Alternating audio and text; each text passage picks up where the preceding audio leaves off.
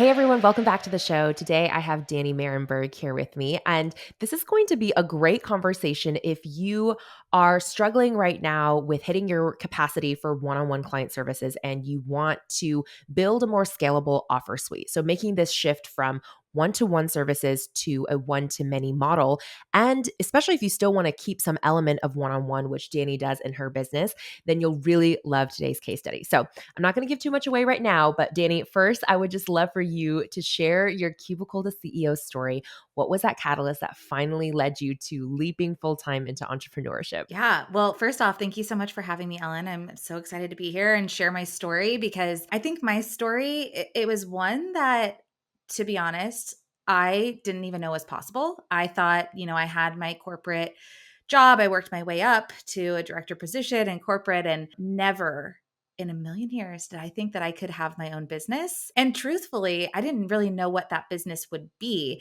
It wasn't until it really fell into my lap and these passions that I had just developed into my business. So, to give you a little bit of background, I worked my way up corporate side of things for about 8 years after college. That was kind of like, I grew up just that was the status quo. You work your way up. That was what success looked like. Didn't take risks and very risk adverse. I will say that. So, fast forward, I'm at my corporate job. So now I'm a nutritionist and I focus on women's health. But in my corporate job, I was in digital advertising and marketing. And so very, very different. But I'd always had a passion for nutrition and movement and exercise. And I, on the side, was, teaching yoga and yoga sculpt and just finding these outlets that I was like, this is what lights me up. But I feel like I'm supposed to be, working my way up in this corporate job. And I was doing a good job working my way up in the corporate culture, but it was not fulfilling at each time I either got a promotion or maybe I switched companies, I was like, well, maybe it's this company. Maybe I just need to align with this. And it never really left me feeling fulfilled. And it wasn't until I finally realized, like, well, why don't I go back to school and invest in myself to actually learn more about what I'm passionate about, which is specifically nutrition, but really like holistic lifestyle habits and healthy living and wellness. So I ended up going back. I was very fortunate at the time. I worked for an education company that provided bachelor's and master's degrees. So simultaneously, while I was working, I know it was very fortunate. I went back and I got a degree to now do what I do, which took a lot of, persistence, but never did I still think at that point that I would be creating a business out of it. It was more of like, this is just what I want to do to fulfill this urge that I had. So, fast forward, I got very into macronutrition, which is like macronutrients, very specific in nutrition. And I just started an Instagram account just for fun. Didn't tell anybody about this, not even my husband, who was my boyfriend at the time. I wanted nobody to know about it. And it was more of like I was taking photos of the recipes I was creating with putting the description and the recipe in there. And it was really just for me. And all of a sudden it started growing and growing and growing. And finally, it got to the point where people were reaching out to me asking if I would coach them or if I, took on clients. And I was like, well, no, but this sounds really amazing.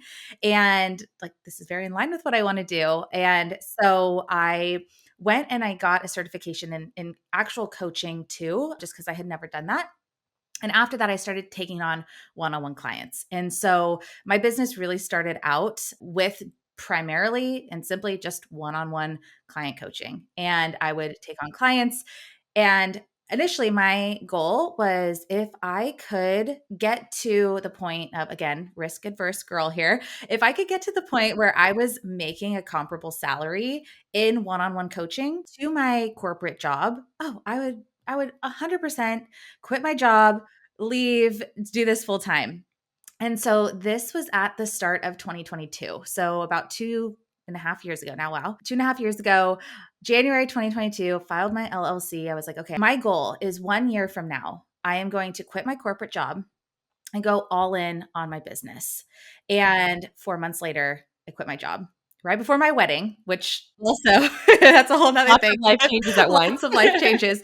But it was the absolute best time. Like I look back on that just so proud of myself. But I had been able to, in those 4 months, build a business that would equate to my take home salary.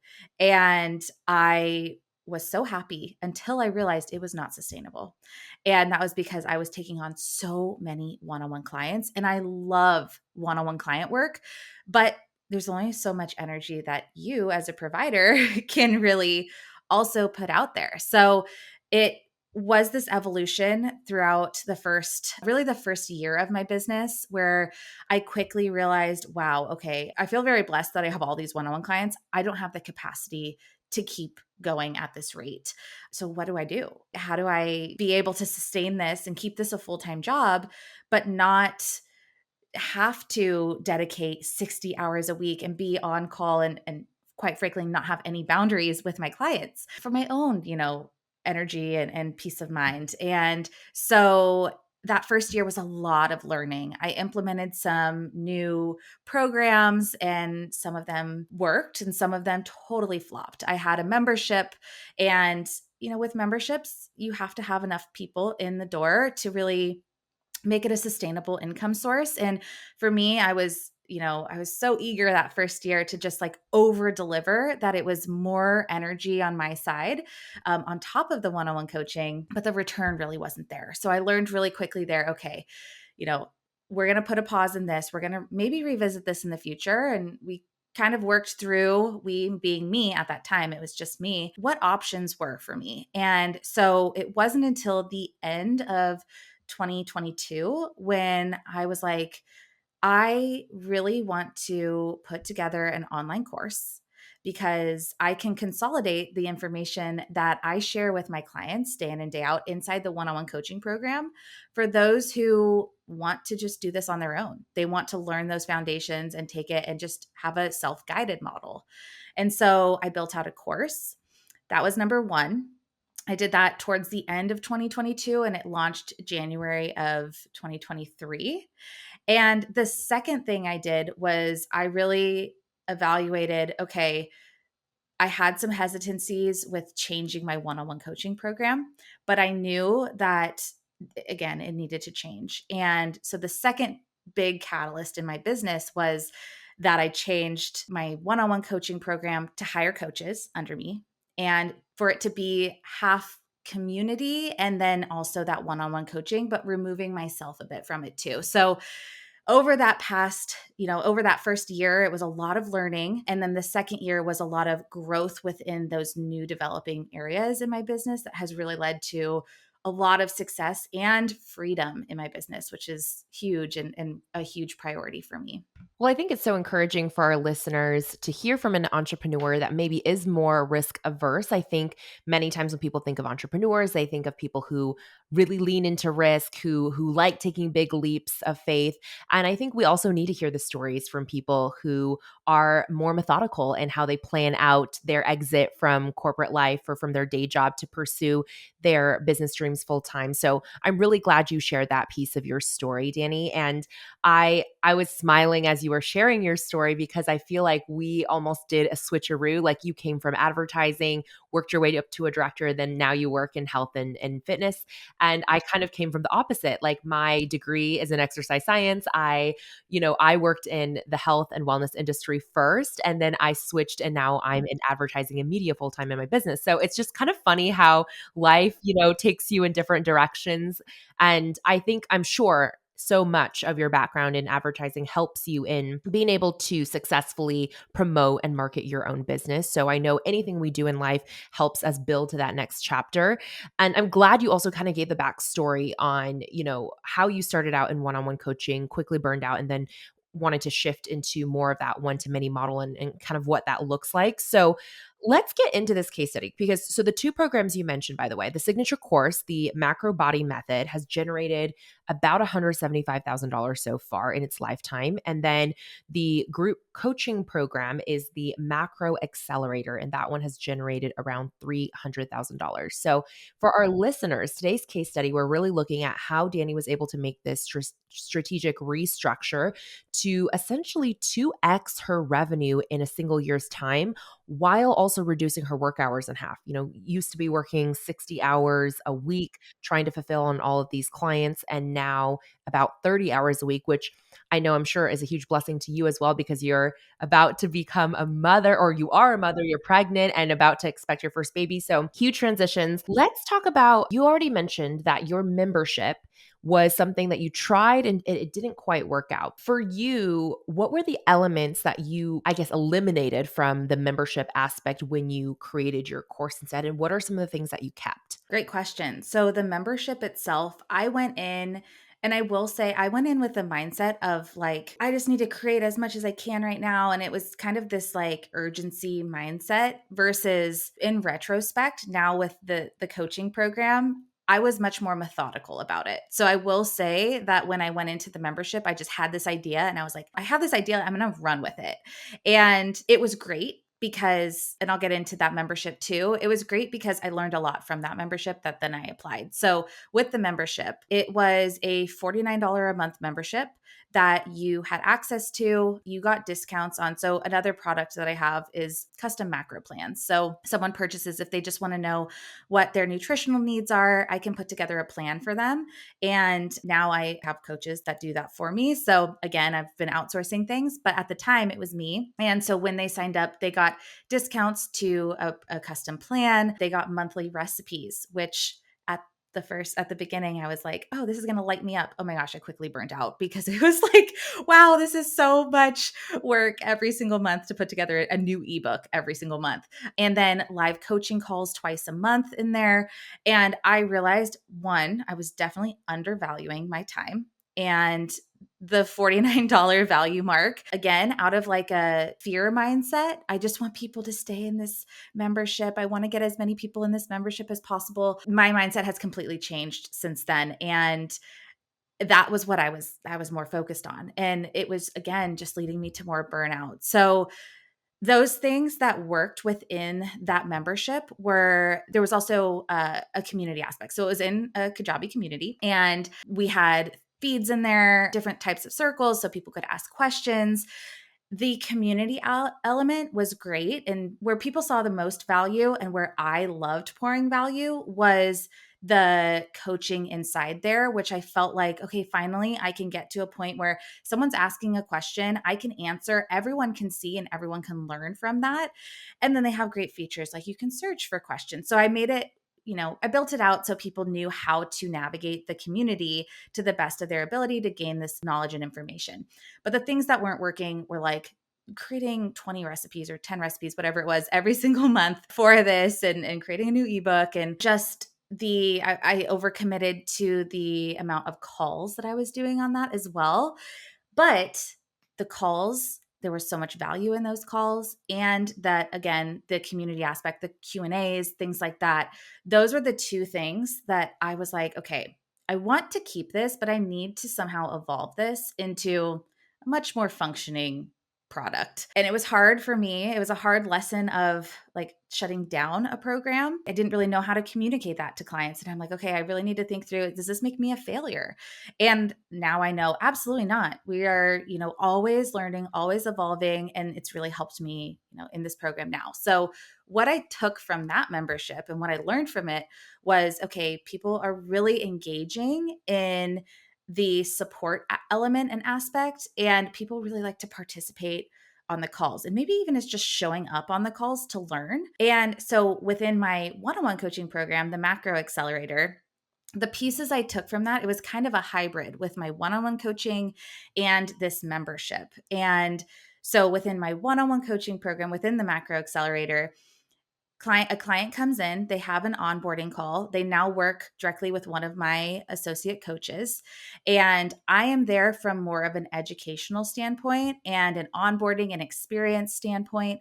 And so the aspects that personally I loved about the membership and that other people were really loving too was, again, that community aspect. So I implemented Slack inside the Macro Accelerator program, and that is where there's kind of a two-prong approach there. One, there's a community aspect. So the women inside the program, there are different challenges in there. There are Q&A channels in there. There are recipe channels in there. So everyone has the ability to share recipes, connect with each other, participate in these accountability challenges, which has been great from like a motivational accountability communal aspect, which was very similar to the membership. The other part of that is I host live monthly group coaching calls within the program. So this is another element of the one-on-one coaching where we can hop on. It is group format.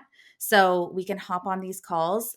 Everyone loves these calls because it's another face-to-face touch point throughout the month. And it's an opportunity for them to connect with each other too. And sometimes women come to these calls and they're like, "Well, I don't really have any questions to ask. I kind of just want to observe." And then you see them start, their wheels start turning, they start asking questions. And it's really this, communal event, which I absolutely love. And my clients love too.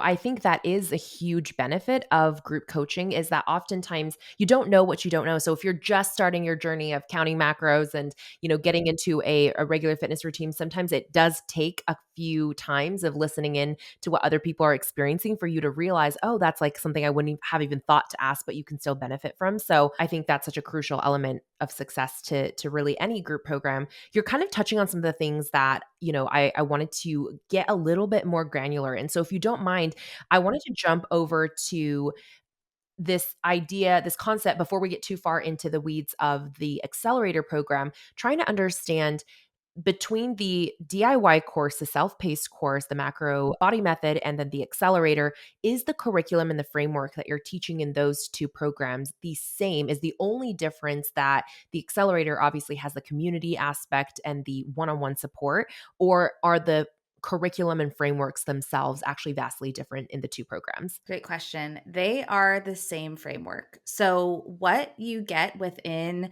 the macro body method is what we teach you inside the macro accelerator through our coaching. But then also, I've added in the element of anyone who's in the macro accelerator also gets access to the course if they want that as a supplement to their program. So, the curriculum, the knowledge, it is the same. It's just I'm now providing two options for an individual, whether or not they want the accountability of a coach, the support, the community aspect, or if, hey, I just want to learn how to do this on my own, teach me. Here's the course. So there's two different outlets now. Okay, that's super helpful. And the reason I wanted to pull that out for our listeners is because this was one of the things that really changed everything for me was understanding that even if you are running a coaching program, and in your case, like you said, you have associate coaches, which I want to get into the structure of that because some of our listeners, they may be wanting to implement something similar where they're not the only ones doing the client delivery side of the work. But something that really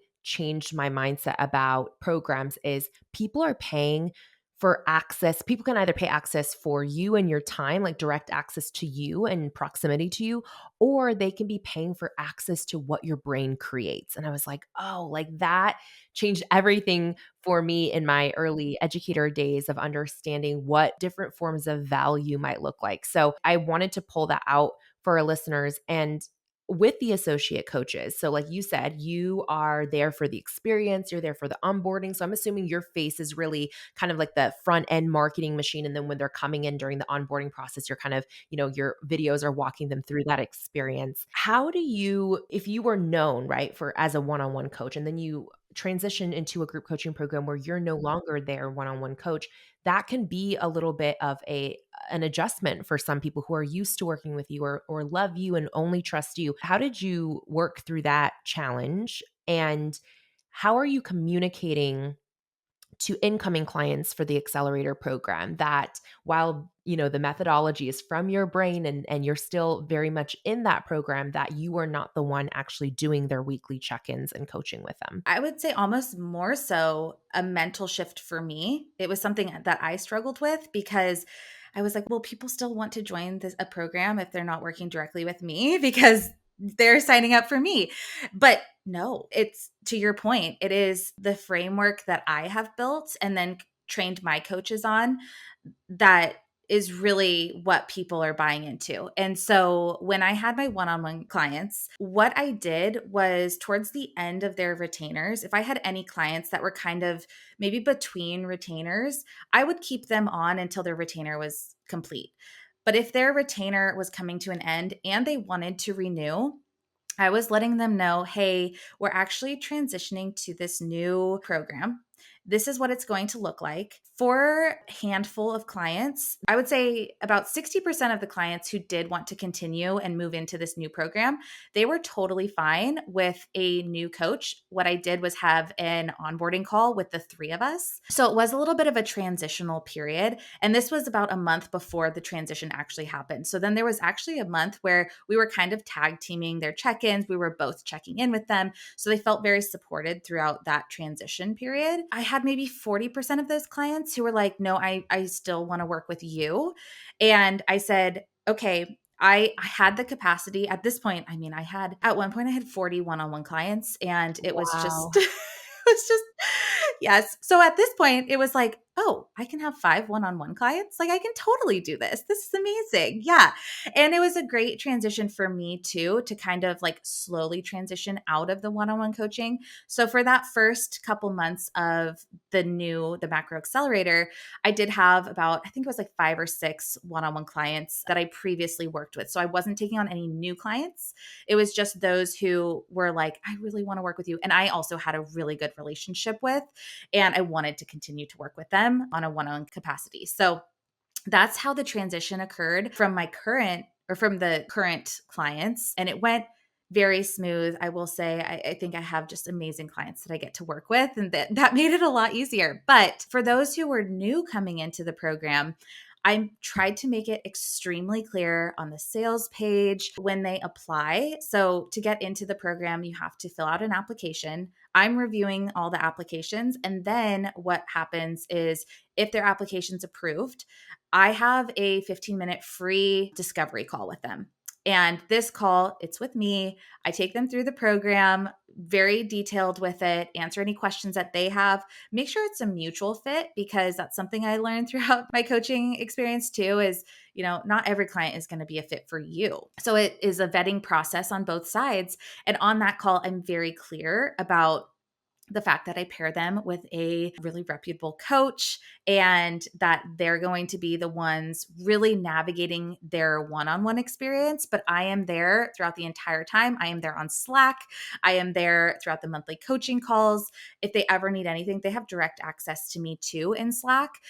I will say, surprisingly, I don't get a lot of direct messages in there outside of people who are like, oh my gosh, look at my progress. And I'm like, amazing. So it's great. And I think I've done a really good job of setting those boundaries, because I learned the hard way that I was not setting any boundaries whatsoever. So between the very clear language on the landing or on the sales page before they apply, as well as all of their onboarding emails, all of their, when they sign up, they get immediate access into, it's set up as a Kajabi course, it has all my onboarding videos in there. It's very clear that, what the process will look like, but also in that onboard or in the discovery call, I'm very clear upfront about, what they can expect from who's coaching who perspective. So I was a little weary that there'd be a lot of pushback, like, well, wait, I'm signing up to be working with you. And I'd say at the beginning, I maybe got a handful of people who were expecting that. But to my surprise, a lot of people, like what you mentioned, a lot of people were signing up for my methodology, not necessarily me, but it was very clear throughout the language that I was communicating, again, through the sales pages and emails and the intro call, that it was this methodology that that works and that I'm there for support as well. And what a testament to your team of coaches that you very rarely get those one-on-one messages from clients because clearly they're being well taken care of. You did mention boundaries, so I wanted to ask you on that point. If someone listening is thinking about implementing a similar group coaching model in their business, if clients are reaching out to you one on one, let's say, and asking a more specific question about their plan or their nutrition, how do you ensure that it doesn't turn into, one-off questions are fine, but how do you ensure it doesn't turn into just like an ongoing conversation where they're reverting to you instead of falling back on their coach? To be honest, I would say maybe this has happened 2 to 3 times, and I think it is because I'm so clear in all of the onboarding information, those boundaries, even with my coaches. Can you give an example of what those boundaries look like in your email? Absolutely. So in the email, there is an onboarding document they get, and there's an onboarding video that they'll watch. And so within those, some of the things that are the boundaries that we set are the times in which the coaches will be responding to messages inside Slack. So Monday through Friday, during which hours they are obviously able to send messages whenever they want. But there's a boundary in place that they don't expect, and nobody is expecting a client or a coach to be responding on the weekends. Sometimes coaches will jump in there and they will, but those boundaries are clearly set at the beginning. And then in terms of like who to contact, we have, if it's a question in terms of their enrollment or their program, they can reach out to support. If there's a question that is pertaining to, their specific plan, program, something coming up that week, they have their direct one-on-one coach. And then if there's a question that is maybe a little bit more broad, usually the coaches can answer those, but then there is the general Slack. So that general Slack is there. There's a support channel in there as well. So somebody can post in there. Very rarely do I have people reaching out to me directly. I feel very proud of this process because most people will reach out to support if there is like a direct question in terms of their membership, which is really the only questions that I will get at this point. Everything else will funnel through the coaches. And then if the coaches have anything to bring to me, they'll bring it to me. So it's a little bit of this hierarchy now where things get funneled appropriately, but really being clear in their onboarding information. I mean, first and foremost, in my experience, if you're not clear in that onboarding experience, then they can go rogue and it's really hard to reel them back in from there. So, clarity, clarity, clarity. Over communicating is something that I've learned too. Just wherever I can put it, and in the Kajabi portal, on the right hand column, like anywhere I can put it. If you need anything from a support standpoint, contact support. If you need anything from your coach, contact your coach. So over communication and just clarity from the get-go with the onboarding experience is really what I think set it apart. Yeah, that chain of command for like where to go for it's like an internal triage, right? Is so important. That's excellent. So great tip about putting it as many places as possible and then also making sure to walk someone through that in the onboarding process. For your commitment these days, so we referenced at the beginning of this case study that you cut your work hours drastically, almost in half for your weekly work. And the accelerator program, which is your more intensive one, you're only in there about 4 hours a week. So, can you walk us through what your 4 hours in that program looks like now that you don't have your own one on one caseload? Yeah. So I love technology and I love that we can schedule things. So I will in Slack 1 day a week, I will plan out messages for the Slack community. I like to prompt the community with things to keep them engaged there, to keep them, active and hold them accountable. So Mondays are usually my day that I will kind of like prep out stuff for the week. So if it's a new month, I have new monthly challenges every month, or maybe it's just a typical week. That's when I'll go in and I'll schedule out all my posts within Slack. So that is, again, I will pop into Slack every single day, but it's about 20 minutes a day and answer questions there, engage, connect with the women inside the program. And that has worked very, very well for me. And again, dropping those hours down tremendously. And then once a month, I have an hour coaching call. Sometimes I break it up depending on everyone's availability to 30-minute sessions a month. And that's just something that's really worked for me. So throughout the week, working with my assistant coaches, we have a call once a month just me and my coaches to kind of regroup and set expectations for the next month, the next quarter, things like that, talk through any client cases that we might need to talk through. So that's what a typical week and month look like. It's more time spent on really managing my coaches, working with clients in a group format, and then the communication just popping in on a daily basis, Monday through Friday, but very, very minimal time on my side needed for that. Absolutely. And the messages that are coming through the group Slack channel, so not the one-on-one DMs obviously, but the ones that are just populated in the general channels, is that kind of a free for all in terms of who responds to that client? Like, is it any of the coaches can step in, even if it's not their client? You could step in if you're able to, or maybe, if the question's already answered by another coach, you don't need to respond to that one. Is that kind of how it's structured? Yeah, exactly. And I actually really like this structure because the different coaches, they have different perspectives on things. So for my business in particular, if somebody is like, "Oh, I'm really struggling with, protein at breakfast." One coach might be like, "I'm really strong into meal prepping," while another is like, "I am not a meal prepper whatsoever."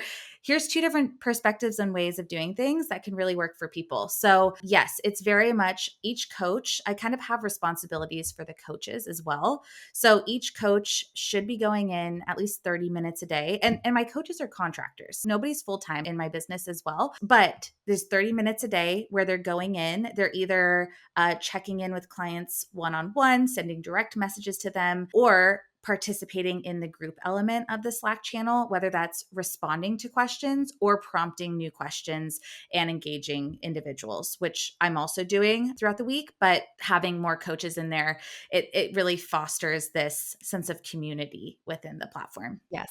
And then on the monthly calls, is that you directly with, any of the clients that choose to show up in kind of hot seat style micro coaching moments, or are any of the assistant coaches co-leading that call with you? Yeah. So it is primarily me. That's my time that I get with those clients. Again, in the group format, I want to make sure for me, it's a really great balance. I don't want to be completely removed from the one on one coaching because I do love it. And truthfully, I love the clients that I get to work with. I love the women that come through this program.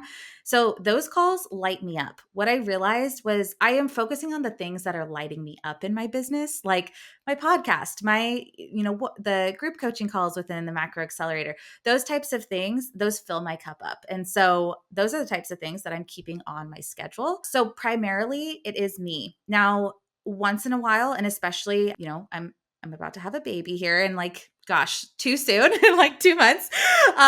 It's like flying by. But I'm setting myself up for a maternity leave where my coaches will actually step in for those calls while I'm out. So there have been a couple times where I have had my coaches join and we've kind of like tag teamed those. Some of the monthly calls, I will bring a lesson. Sometimes I have a coach who is more of like a subject matter expert in that lesson, and I'll invite them in to teach on that lesson. But I always leave plenty of time for that hot seat Q&A because that's what our clients really, really enjoy. And so those are primarily what the calls look like. They kind of depend month to month, but it is primarily me. That's my opportunity to kind of meet and connect and share knowledge with them. But definitely fluid in the point, again, my example of maternity leave, the coaches will be stepping in for that. So it's really smooth because if I do need somebody to cover those, there's, 4 people right there who can jump in. That's amazing. I love that you've built so much flexibility and such a collaborative environment on your team. I do want to talk about your team more, especially the process for training up assistant coaches. I know that was a huge concern for you. Like, can we make sure we keep that quality there for our clients if they're not coming directly through me? I know the listeners who may be thinking of transitioning their own one on one services to a model similar to yours are probably also wondering the same thing. So I'd love to know, A, where did you source these assistant coaches from? How do you train them in your methodology? Is that like a multi-month process? Is there shadowing involved? How do you get them to that level where you feel confident handing them off completely on their own to their own clients? And then as a follow-up to that, what is the maximum caseload that each of these assistant coaches can take on before they reach their own capacity within your program? Yeah. So, first, the coaching program that I went through before I started coaching, I had a lot of really great connections through that program. And I also became close with the founder of that program, who that I mean, her business is to help specifically macro coaches create businesses.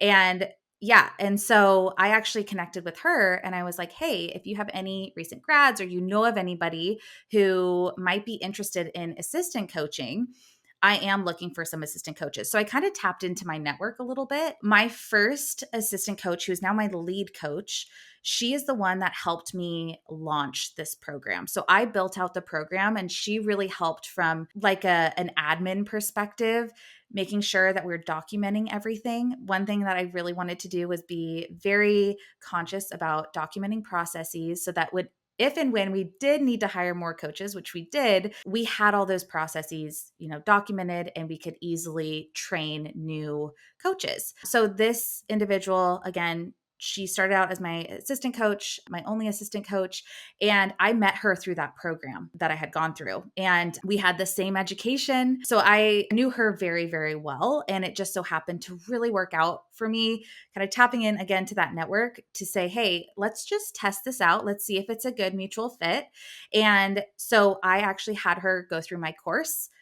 Obviously, she was very familiar with the methodology of what I was teaching, because she was doing the same thing within her business, and she also has her own one-on-one coaching business. So that's a whole nother story too, making sure that you have contracts in place with your contractors. But it was very well versed, and because I personally knew her, I immediately knew she would be an amazing person to have as an assistant coach. So I brought her on. She really helped me from a process standpoint. Like, I outlined my vision for this program, I outlined the processes that I saw, and then she kind of just like, formulated it.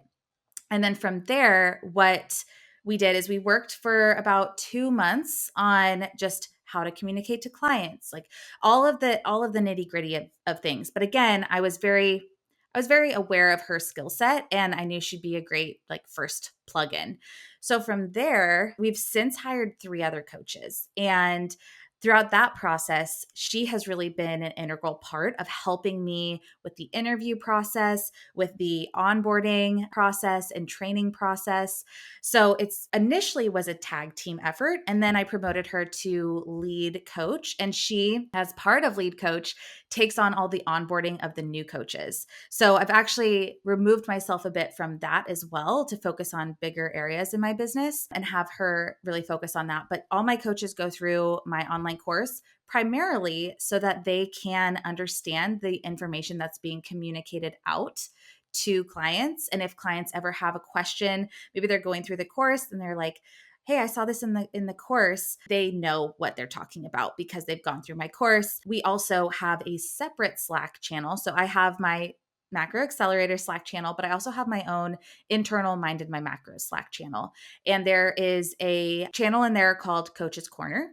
And all of our coaches, all of us are in there. And that is where, if we have any specific questions on a specific client or a client case or just a process in general, we're constantly communicating in there. So it's another place for the coaches to come. But all of my coaches I've actually found through that one mentorship program yeah, so it's been really great just to like tap into again that network that I've built through building, going through my own education and coaching programs. And so tapping into that network, seeing if there are people who are interested in associate coaching. And then in terms of the capacity for those individuals, my lead coach and one other coach on my team, they are able to they kind of tell me how much availability they have. And so 2 of them have much more availability than the other 2 who also they have corporate full-time jobs. So I am able to assess overall client quantity for them based off of how many clients they currently have, their time availability. So 2 of them can take on a lot more clients. The other 2, they're about at, 50% of the full-time, or not the full-time, but the other 2 coaches' capacity. So we're kind of just monitoring that over the course of time. And then more recently, I want to say it was November or December of this past year, we brought on our most recent coach just because those capacity limits were being hit. So we onboarded a new coach again through the same process. Caleb, my lead coach, really took charge in that. And now we have a whole resource library of video onboardings for coaches, resources for coaches, everything like frequently asked questions that we get within the program. And they know exactly who to go to ask the questions, where to go, all of that. So it's kind of like what we did within the Macro Accelerator, but for the coaches, that they have a very clear Kajabi portal that they can get all of that information from. Yeah, sounds like a very robust system. I love how methodical you are through the entire process, just like very, very meticulous with your details. And it sounds like, feel free to correct me if I'm misunderstanding any of this, but it sounds like everyone who's coming to you as a coach is already a subject matter expert in macronutrients and nutrition. They have the right credentials for that. It's really training them on your unique way of sharing this information, teaching this information to your clients through your own methodology, making sure they're familiar with that and knowing how to communicate with clients in a way that lives up to your company standards. Is that right? That's correct. Yeah. I am looking for people who have the credentials already because I don't have the ability to, provide credentials to anybody.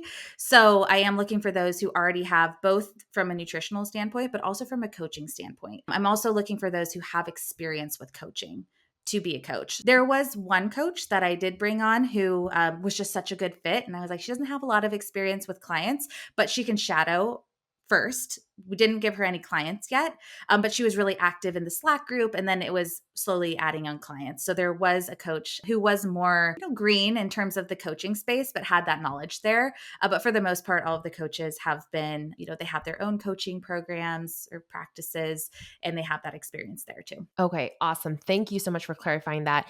This next piece I feel is helpful for our listeners to maybe hear just to kind of get a sense of what this looks like for them financially if they change their model from, being the sole provider to actually having a team of coaches under them. So I realize, and I'm setting the caveat for our listeners too, that obviously anything you choose to share does not, it's not like a apples to apples comparison, right? But just for reference, what margin do you build into your client fees to ensure that you can, pay for each coach to be able to take on that client? And what model do you use to pay your coaches? Is it a retainer for, hey, I'm going to pay you X amount a month to have up to X amount of clients, whatever their capacity is? Or are they paid per new client that they are actually signed, or are they paid per hourly check-in, or like how does that work, that pay structure? So I'll start with the coaches. So the coaches, they are hourly basis. So they are hourly, but for each individual coach, I have a capped hourly capacity for them just based off what I can accommodate for in my business. Over the course of time, some of those caps have increased with some of my coaches. So we have like a set hourly, a monthly hourly allotment for these coaches. On top of that, I also really like to incentivize my coaches. So for any clients, when they sign up for the Macro Accelerator, it's a 4-month program, it's a 4-month commitment. However, towards the end of the 4 months, they then have the option to opt in for month to month coaching if they want to continue. So, if any clients then opt in for month to month coaching, I want to incentivize my coaches because they're doing such an amazing job. So, on top of their hourly rate, I'm also, for every client that they re-enroll, for every month they re-enroll, they get an extra $100 on top of that. So they are, incentivized to have clients continuing in the program. Not to say that every client needs to continue, but it's great when they do and they're incentivized for that.